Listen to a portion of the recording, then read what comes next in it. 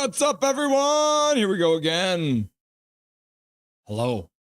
This is Nothing is Perfect. I'm Russell Holiday, and draft day 2 is finally over. They've gone through all 7 rounds. I'm pretty sure they've gone through all 7 rounds. They might still be going. You never know. We are live today to go through the Vancouver Canucks draft picks that they have selected. And yes, we can confirm that the draft has been completed, as the last pick of the entire draft goes out to Florida and Edmonton, the 2 finalists in the Stanley Cup Finals this year. My name is Russell Holiday. This is Nothing is Perfect, and we're here, like I said, to discuss 5 draft picks that the Vancouver Canucks made today. The Canucks have also made a trade today, so we'll get into that. And let's see what we're doing today. Let's go through the lineup to start things off. So what are we doing today? So, number 1, we're going to say hello to all you beautiful people who are already in chat waiting for us to get started. Number 2, we're going to review the 5 draft picks that the Vancouver Canucks did make today. And then number 3, we're going to have a little Rusty and Dusty Sideshow. Dustin Boydell will be stopping by to chat about the Vancouver Canucks draft picks, each one of them, 5 of them, and give us his opinion on what he thinks about the Canucks draft picks, as well as the variety of draft picks, or maybe lack thereof on the variety of draft picks that the Canucks made today. So, before we get started, let's quickly say hello. Looks like, I think there was one person in here before I turned. I think Zach was here before I turned my computer on. Go Leafs go, yeah. Zach said go Leafs go. So Zach was the first one here. Big Hog Hockey says, yo! And then I said, yo! And then Zach's back and he says, let's go! And then Troy is here and he says, LFG! Swear jar. WWW.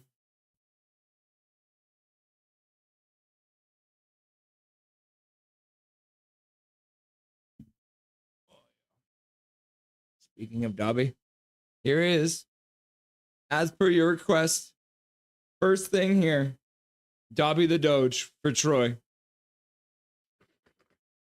He went on a hike to the park today. He had a lot of fun. Didn't you, Dobby? You ran around and you sniffed a bunch of butts and you peed on a bunch of trees and you ate a bunch of grass. Yes, it was a good day for Dobby. There you go, Troy. A little bit of Dobby action for you to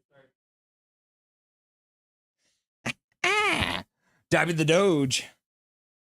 And then Calvin99 Charlie says, I'm on the road right now. Drive safe, Calvin. Don't be taking unnecessary risks with your phone. Troy says, what do you think of the Canucks drafting a goalie? I think it probably means that we have seen the last game of Arthur Shelovs in a Canucks uniform, which is a little sad. I won't lie. And then Troy says, I'm here.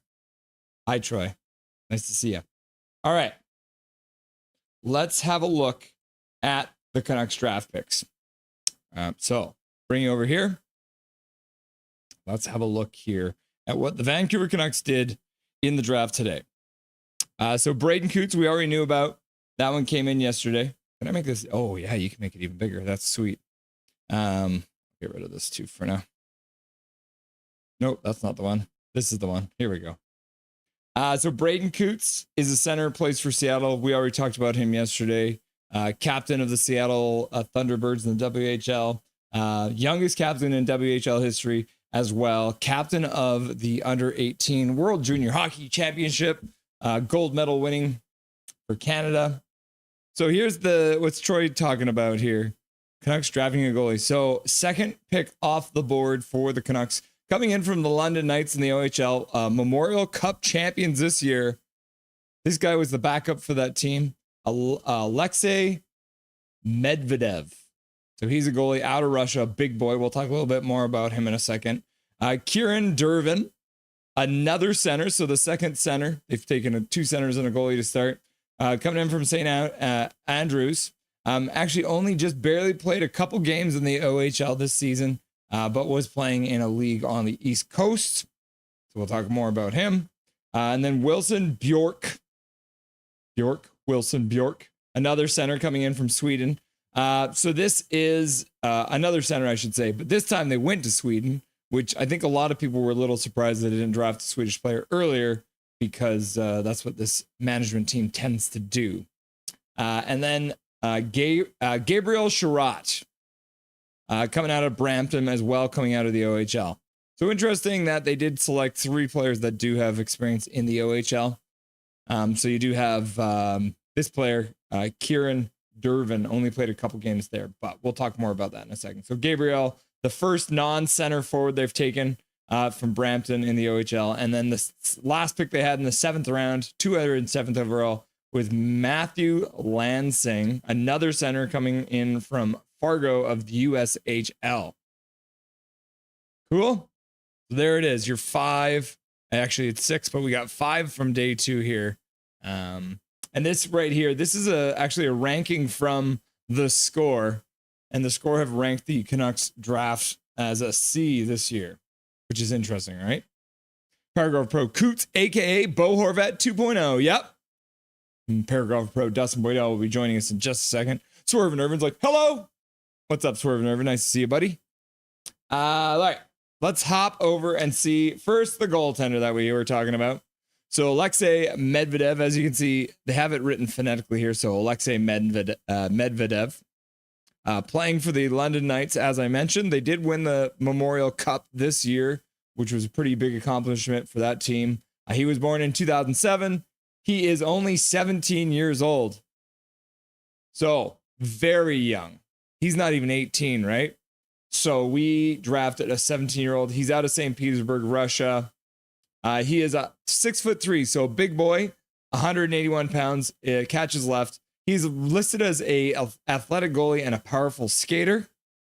And then if they look at the overall rankings, people had him ranked anywhere as high as 50th, all the way up to, he was the 6th best goalie apparently in this draft, ranked by NHL Central Scouting, as high as 50th overall and as low as about 77th overall.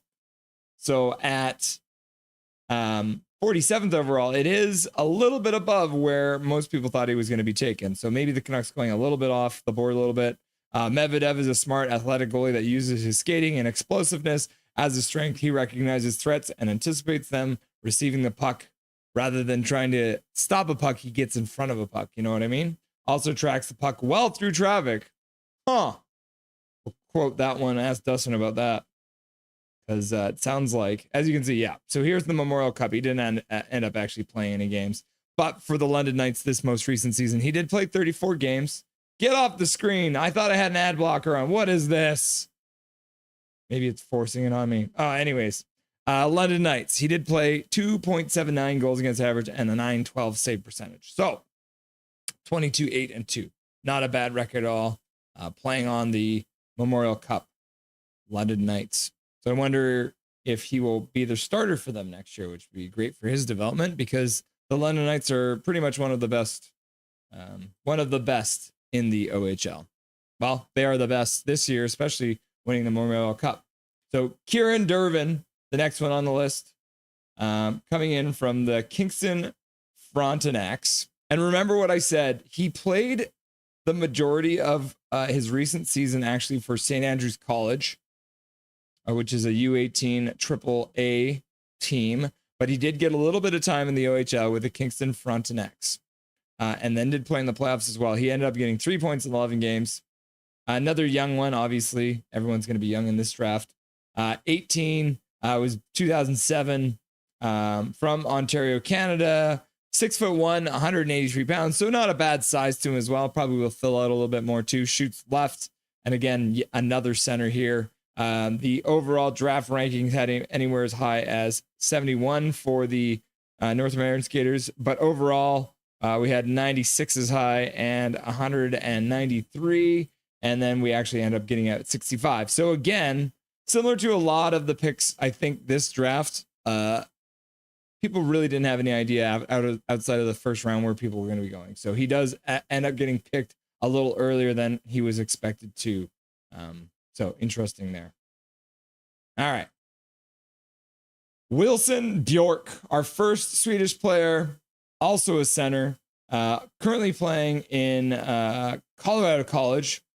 So he'll be playing there this next season coming up. So he is going to be playing in the NCAA next year, coming over to North America, which is great. because that will start his development getting used to North American ice before he even gets into a Canucks uniform. He is 19, so a little bit on the older side. Our first 19-year-old comes from Stockholm, Sweden. He is 6 foot, 165 pounds, so a slight guy. Not a lot of beef to him yet, but 6 foot, so he could add a little bit. He is a hybrid, so he's a left wing center. So it'd be interesting to see where he ends up. He's a cerebral tactician, relies on great hockey sense and vision to make plays, and is a two-way forward, strong defensively, offensively reliable in all zones. And again, ranked as low as 275, ranked as high as 185, and was ranked 60th on NHL Central Scouting for European skaters. Yeah, so he has not played here yet, but he will be playing there next year for Colorado. His most recent season playing in the J20 National, played 43 games with 67 points, and also had 9 points in his playoffs this most recent season. So pretty good numbers there for a smaller guy, Wilson Bjork. And then we have Gabriel Sherratt. I think they call him Gabe. Yeah, most people call him Gabe. So he goes by Gabe, even though it's Gabriel. Gabriel. He is a 18-year-old from Hamilton, Ontario. He plays right wing. So like I mentioned, the first guy who's not a center, who is a forward. And also notice that the Canucks did not take any defense, which is interesting. But Gabe is 5'11", 190 pounds. So thick boy, not the tallest guy in the world, but always got 190 pounds on him. So, and shoots right.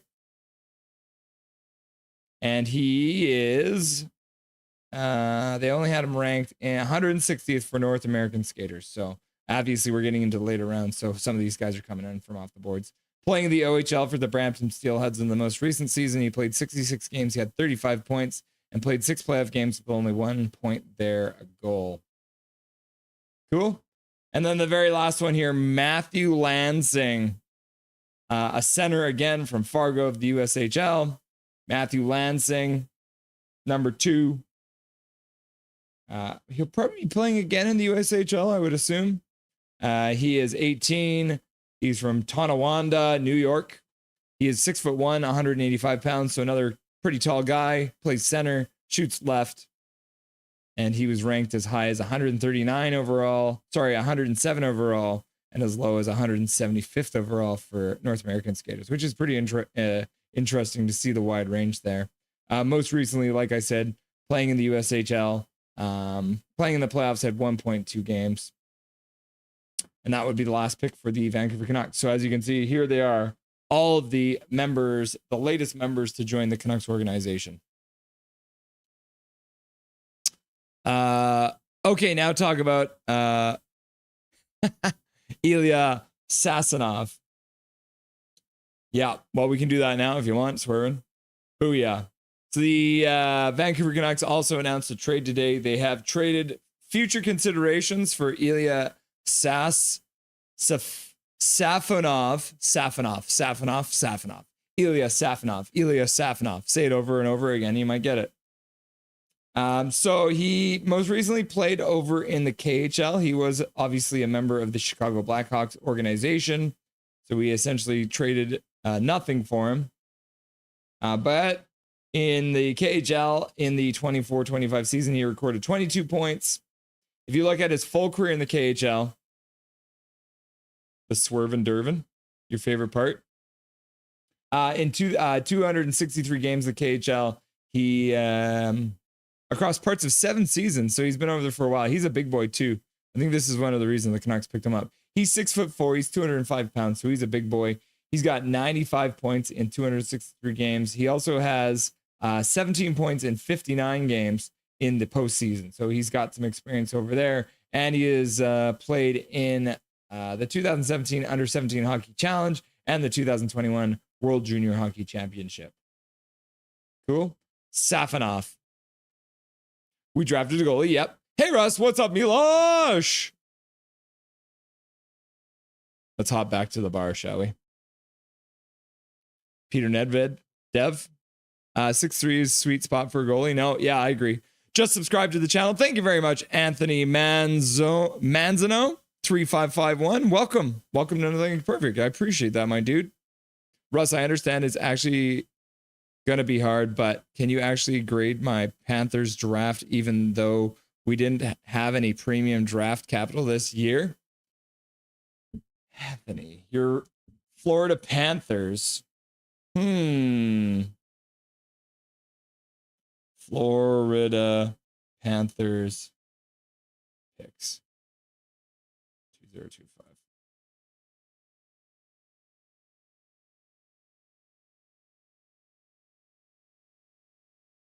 I mean, the thing for this, bro, is that Florida didn't select until 112th overall.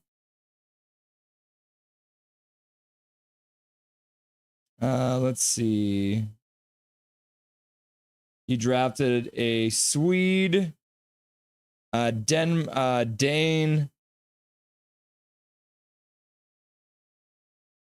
You got a lot of size coming in. 6 foot, 6'1", 6'2", 6'2".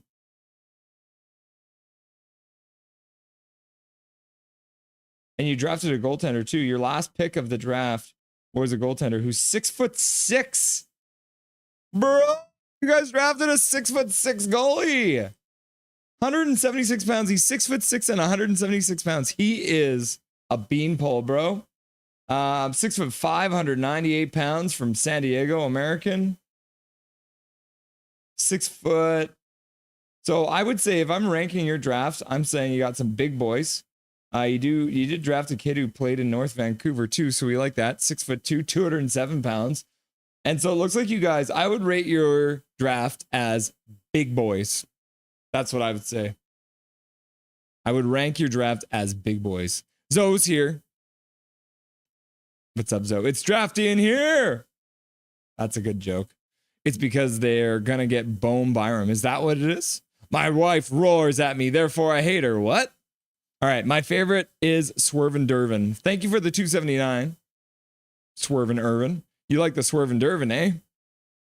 Denate Nunu. Hello there. What's up? What's up, Denate Nunu? We did our names all change. Yeah. Box Vango. Yo, how's it going? What's up, Box Vango? Box Vango?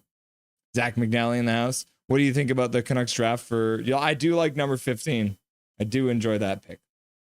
Okay, kids. We traded nothing for him, but nothing is perfect. This is true. It is the perfect. It would be perfect to draft nothing. Okay.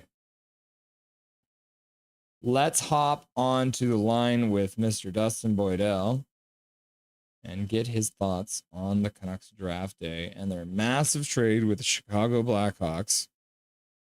Let's go ahead and get a video call going with the man.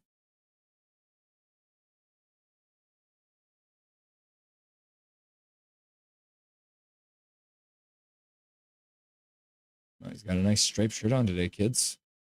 All right. Without further ado, the man, the myth, the legend, Dustin Boydell. How's it going, brother? Evening, sir. How are you? I'm good. How about yourself? Not too bad. Not too bad. Had a nice day out on the golf course. Yeah, I was going to say. Now I get to chat with you. How was the golf course today? It was a little bit cloudy this morning, I think, but got sunny by afternoon.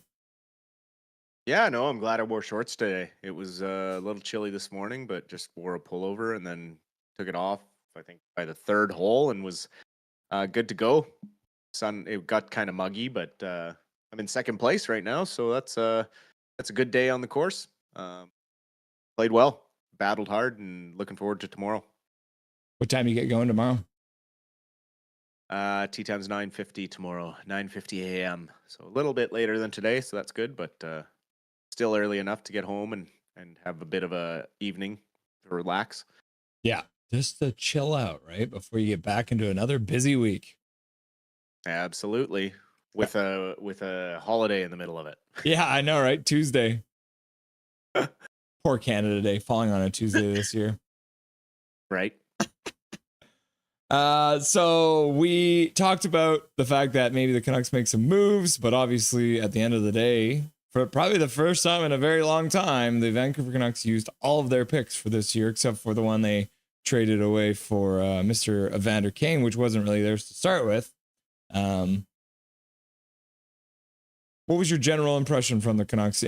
Surprised that they ended up drafting all of them? Not really. They have, if you look at the contracts right now in Abbotsford, they got a lot of guys that are RFAs that might end up going to other minor league teams, could end up signing AHL contracts. There's some guys that aren't going to be coming back, so they need to restock the cupboard, and they need to do it quick. So I'm not at all surprised they went this route. They also picked for organizational needs, clearly. Picking up Medvedev there in the second round. I mean, with all the talk around extending Demko, the writing is on the wall for Shilovs. I mean, you can't extend Demko for 5 years and expect Shilovs to sit around waiting in the AHL and rot. I mean, you have to trade him. He will be 29 years old when Demko and Lankinen's contracts expire. Like, it's just, I mean, you might as well scream to the market that, hey, Shilovs is for sale, and if we don't sell him, he will be free in a year. So it's like, that's why I was saying last night, it's frustrating when it's all this talks around Demko's extension, and it's like, you shouldn't be talking about it so much publicly until after you trade Shilovs. You are handcuffing yourself and making it known, and the market's going to be like, okay, I can lowball because they have to move this guy. Like, there's no other choice.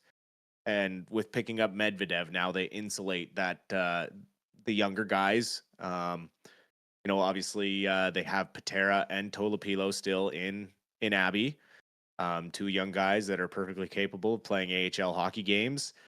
Ty Young is a great up-and-comer in the ECHL and will likely play quite a few AHL games next season as well, given that Shilovs is likely being sent elsewhere.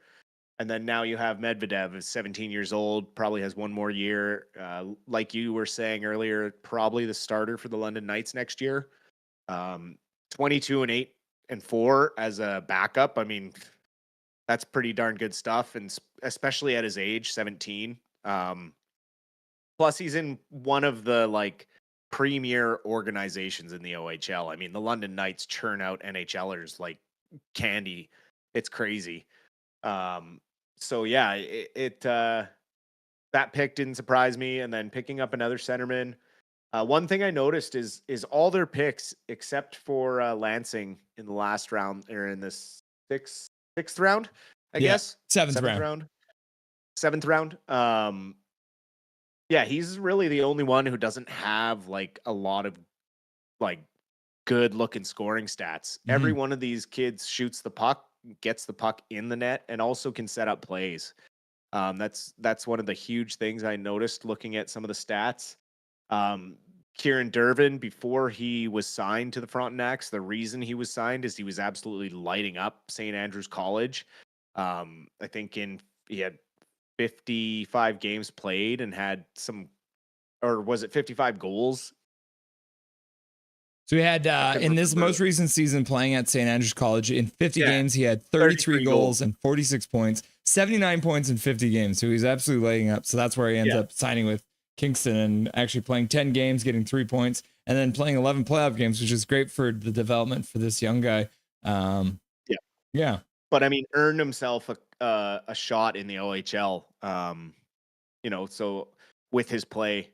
And then you got this Bjork kid who, 28 goals in the Swedish Hockey League.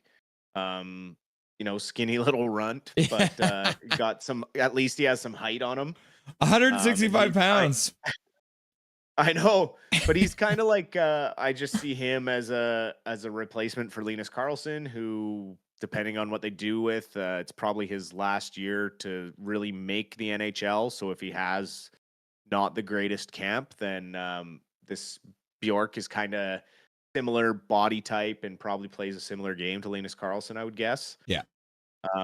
And then you have a bigger boy in Gabe Sherratt, which is nice.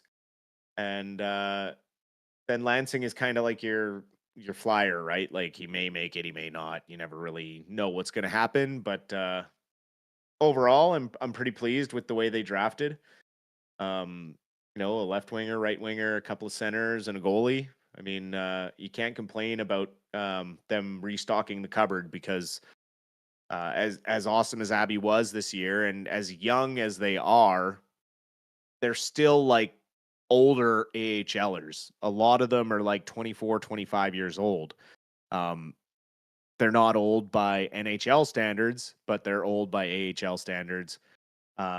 And so they are all kind of running out of their entry level contracts, and a lot of work is going to need to be done in the off season because there are quite a few of them that have arbitration rights as well. So, um, winning a Calder Cup goes a long way when you're arguing for a little bit more money or more of a chance up with the big club. So we'll see. There's some interesting stuff that's going to happen with some of those guys this offseason as well. Yeah, I mean, if you look at it too, you got essentially 4 centers because you got Wilson Bjork, who's a left wing or a center. And then Matthew's the only, or sorry, no, Gabe Sherrod is the only one who doesn't play any center. He's a right wing, but he shoots right as well, which is, not a bad thing to have. A guy shoots right on the right side there, which is always interesting. But yeah, like you said, organizational depth, center, and a right wing with a goaltender who is probably plays next year in the London Knights organization, and then maybe comes up and has a cup of tea with the Abbotsford Canucks, depending on where Ty Young and Tolopil are at, or maybe spending a little bit of time down with the Kalamazoo. Yeah, I mean, it's hard to say. He could do 2 more years depending on when his birthday is in the OHL as well, right? So by drafting him at 17, that gives you a little extra leeway. Mm-hmm. And you could let him marinate in juniors until he's 19 because I don't think you qualify for the AHL until you're 19. So he would have to play 2 more seasons and get up to age anyways. So, they could send him to Kalamazoo.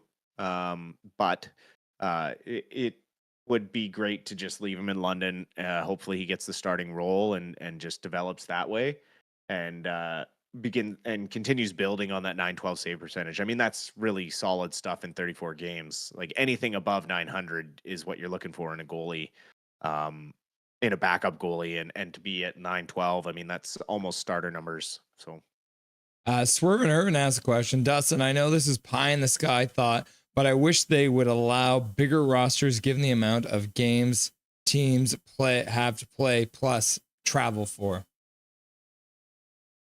You mean like an expanded roster, I'm assuming, right? Like for NHL at the NHL level? Yeah, I think that's what he's talking about. By which I mean, could a team have 3 goalies? I think is what he's getting at. Yeah, I mean, they might expand like the extended roster size. I mean, they're never going to expand the bench size, right? But they could. I mean, they could probably push it to 25 players, active players. Just given the way that more guys get injured throughout the season these days, and they keep guys out for longer when they're injured. It's not like the good old days where it's like spit on it and get out there, kid. So yeah, I mean, I could see that happening. Maybe adding two or 3 more contract or roster allowance. But I don't see that happening anytime soon. They're really only adding 2 more games to the regular season as well, so it's not like it's going to get crazy. And 4 preseason games now you're limited to. So cutting back the preseason, extending the regular season. Never hurts to have extra guys under contract or on your roster ready to go. But again, then it brings in some cap juggling and things like that. However, with the cap going up, it is something that they could potentially look into doing.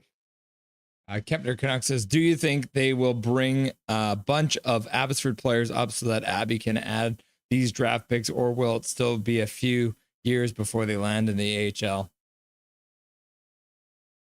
A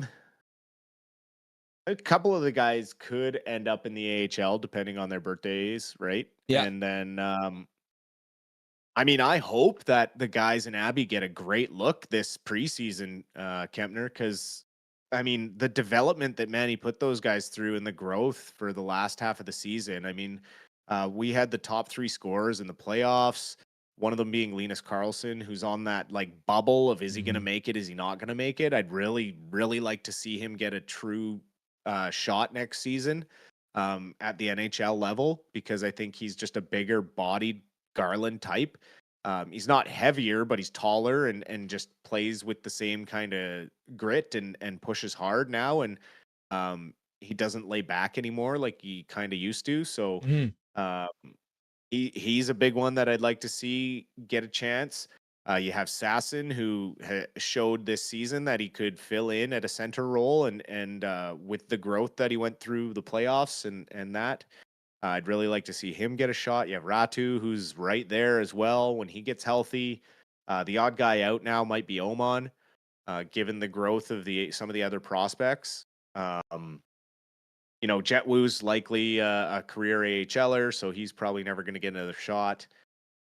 The other thing we have a problem with is like we got a logjam on left D, so all this talk about bringing in Borum Byram just makes me want to rip my hair out because it's like, oh, we don't want to trade any of our young defensive prospects, but we'll bring in another left-handed D, and it's like, well, you got Kirill Kudryavtsev, who led the playoffs in plus minus, was an absolute demon in two-way hockey.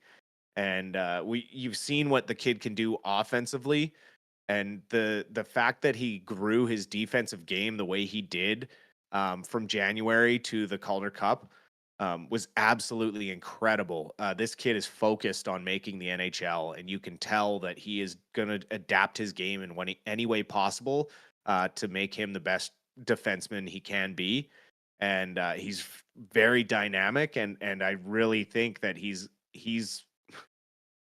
jumping ahead of DPD on the depth chart, right? Like, and Mhm. DPD's the guy that was in the NHL. So it's like, what are we going to do with all these guys? You got Sawyer Mignot, who's also a left-handed defenseman who's Mhm. going to be on the AHL team next year or pushing for an NHL role. You got Tom Wielander, who everyone has said is NHL ready. So what are we doing with all these prospects? Where are they going to play? Um, so for me, absolutely, I'd love to see these guys come up and play on the big club.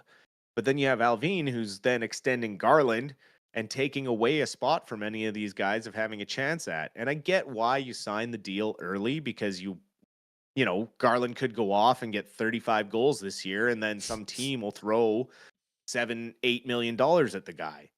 So yeah, you get him under contracts for 6 more years at $6 million. The contract's going to age great, but you've basically slapped all those young players who worked so hard on their development in the face.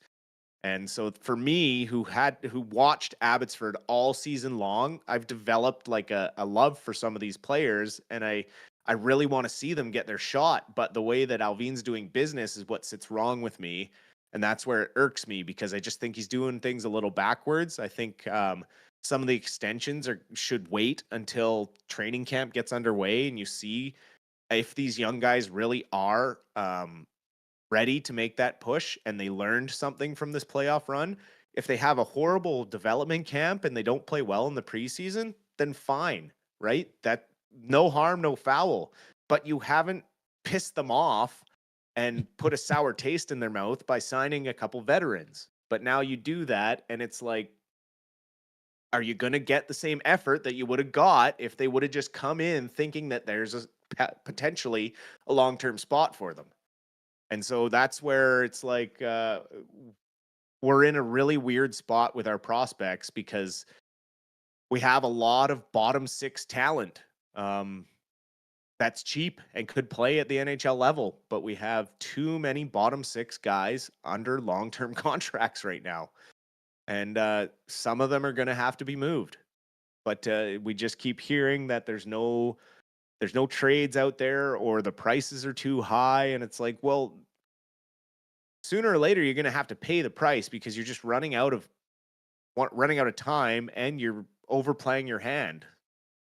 Eventually you're just going to continue, the offers are going to get lower and lower and worse, and they know that you're going to get backed into a corner. Like Alvin's kind of painting himself into a corner right now with the way he's doing business, and he's going to get low deals similar to like what happened with Miller. They didn't get the best return really for Miller that they could have, in my opinion, but we are making the most of it, and really grateful for Mancini, given what he has done as well at the Abbotsford level. So, um, I really hope that there's room, but I just don't know how that's going to happen, given the way the roster is currently made up. Speaking of bottom six forwards, the Vancouver Canucks decided to make a trade today. They said future considerations, which I think they got for Daniel Sprong, right? So we've trading those future. No, that's not how it works. Right. This guy's name is Ilya Safonov. Yeah. I think the only reason maybe they're getting their fingers on him is because he's 6'4", 205 pounds. So he's a big boy. Had decent members too. He's already played almost 60 playoff games out there over the course of the last 7 years. So he's been in the Russian development system for a very long time. You think there's any chance this guy sees North America, or is this some kind of like weird paper move? I don't know. How well does he know Vitaly Kravtsov? Because doesn't he want to come back too? Like, this is the other thing, right? Like, what if he wants to come back and play in the NHL? The guy's got arbitration rights.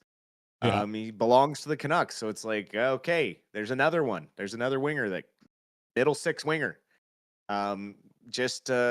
Something's got to give. Like, you may have to like take one on the chin and overpay to get someone, but that's okay because you drafted well this year.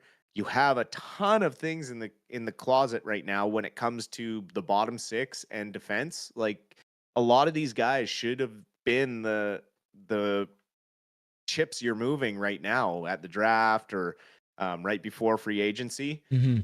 So we'll see what happens tomorrow and Monday, but hopefully there's some sort of trade made to free up some room for some of these guys, and also to shore up our top six scoring. Because right now, if you were to put the lineup on paper with who we have under contract, we are in full rebuild mode.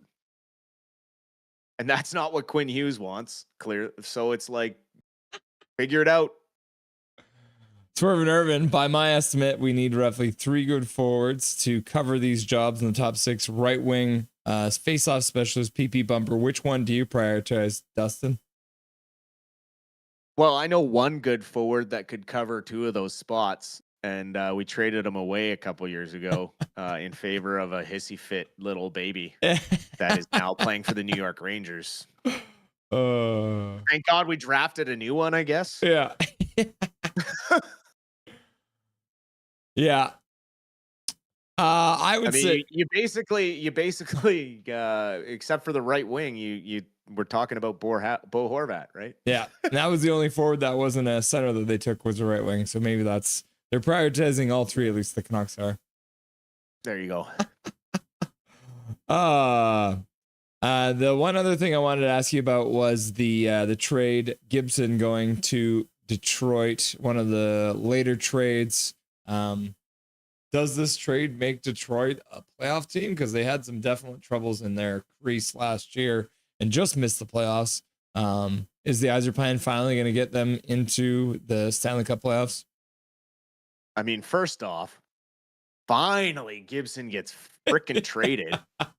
How long has that guy been on the trade block? I mean, my goodness. 2 years? Feels like the last 4 deadline. Like, it's just, he constantly gets talked about. Yeah. But the big thing is his health too, right? Like, he's injury prone, similar to Demko. There's no doubt about the talent he possesses. They absolutely got better in net than what they had. But again, it comes down to injuries and if he can stay healthy. And if he can stay healthy, Detroit absolutely is in a better spot than they were yesterday. Yeah, sending Mrazek back the other way, so that I'm presuming Mrazek might be playing backup to the young guy they got down there in Anaheim next year. Dustin Boydell, is there anything you want to say to chat before I let you go for the day? Oh, appreciate all the questions, and thanks for dropping in for this draft episode. Hopefully we have a bit more to talk about in the coming days, and obviously free agency coming up on Tuesday. So hopefully we have some big news there. hope everyone enjoys the rest of their weekend. I'm going to get some rest tonight and try and go out and win a golf tournament tomorrow. Yeah, good luck, buddy. I know you're gonna do it. I can feel it in my bones. Oh, I can feel it in my plums. Have a great night, brother. Enjoy. Good luck in the tournament tomorrow. Thanks, man. We'll talk to you soon. Dustin Boydell stopping by just to chat a little bit about the Canucks draft picks today. Thank you everyone for being here. Kempner Canucks in the chat too. Great show. Thank you very much, Kempner. Good to see you. Kempner, are you happy with what the Canucks did? You happy with the glutton of centers they drafted? Are you sad that they drafted a goalie? Now they're probably going to get rid of Shilovs. There's only one name, Elohim.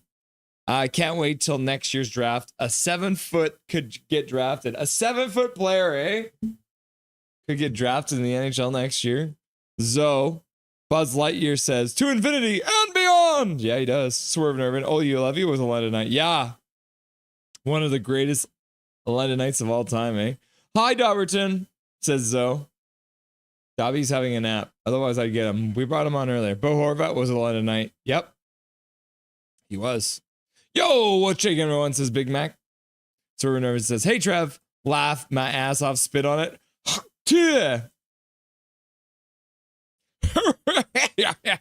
Andrew, hope everyone's having a great day. Yeah. And then Alfred's here and says, hey, hey, hey, hey. And then Alfredson man.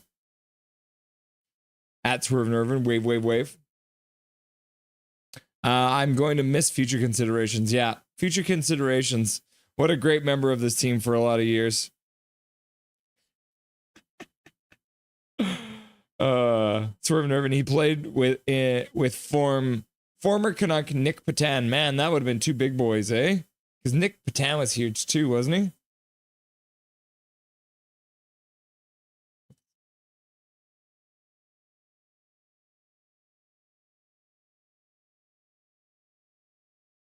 Oh no, Nick Patan is tiny. Who am I thinking of?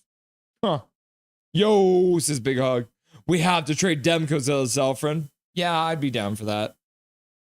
Sup, Big Hog? Mac? Salute. Would Demko package get you a 2C? Probably not. I mean, it would have to be like Demko and a few things. If you ask me, Alfred, the problem with goalies is they just don't bring in as much as you want. And I think the other aspect, Alfred, is that the NHL is lacking in 2Cs. It seems like almost every team wants a 2C. So I don't think Demko. I mean, you'd have to put it would have had to have been like Demko plus a first round draft pick plus and even then, I think you're gonna be hard pressed to find that. And then you got to look at the teams too. Who really needs a goalie who has a 2C to give up? And there's not a lot of teams. Maybe Columbus does. Yeah, I agree. Trade Demko, says Big Mac. Andrew, I'd take Bo back in a heartbeat. Yeah, I miss Bo Horvat, my doppelganger. Rome, I'm not sure. I'm more inclined to trade Lankinen and keep Demko. She loves as our tandem. Good luck, Dusty, says Big Hog. All the best in the tourney, Dusty. Good luck, Dusty. Wave. Woo. Too much to type. I'm going live to share all my thoughts. Laugh out loud. Fair enough. Everyone, make sure you go check out Kempner Canucks. I'll see you guys there when he goes live. Funny how the problem with the Canucks is we need Bo back, and we need Miller back. Yeah. Congrats on 1456 subscribers. That's very fast to get there. That far, many so far. Well done. Thank you very much, Kempner Canucks. The Abbey Canucks really helped out with that. I think we got 500 subscribers in a week because we were doing Abbey Canucks game. It was crazy. The game 5 stream really helped. Yeah. Game 5 and 6 were crazy. I think we ended up getting 35,000 views between those two streams. It was wild. You're thinking of former Canuck Andre Padan. Yeah, that's what.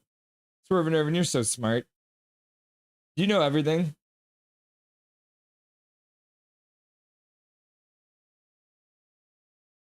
Where is his stats? Let's see here. 6'5". Yeah. Yeah. This man was a big guy. Oh, big man. Very big man. 6'5", 243 pounds. Kevin says, I don't miss Horvat, but I get why some do. Fans do. Yeah. I can see why. Nice guy, right? It's always easier when they are, when somebody does something to piss you off before they leave the team. As much as I want Bo Horvat back, I don't think he wants to come back to Vancouver. Yeah, I don't think so either. Big Mac, those streams were so much fun. The Nothing community is amazing. I don't know everything. I just speak up when I definitely know.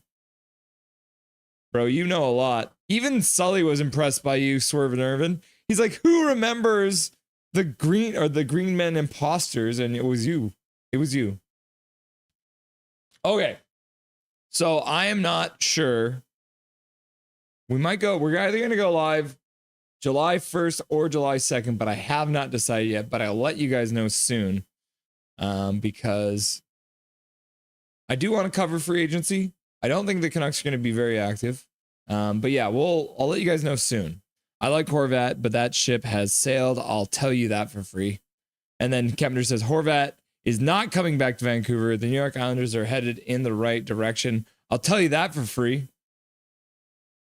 If you're going to tell me that for free, Rev Trev, what would you tell me for $10?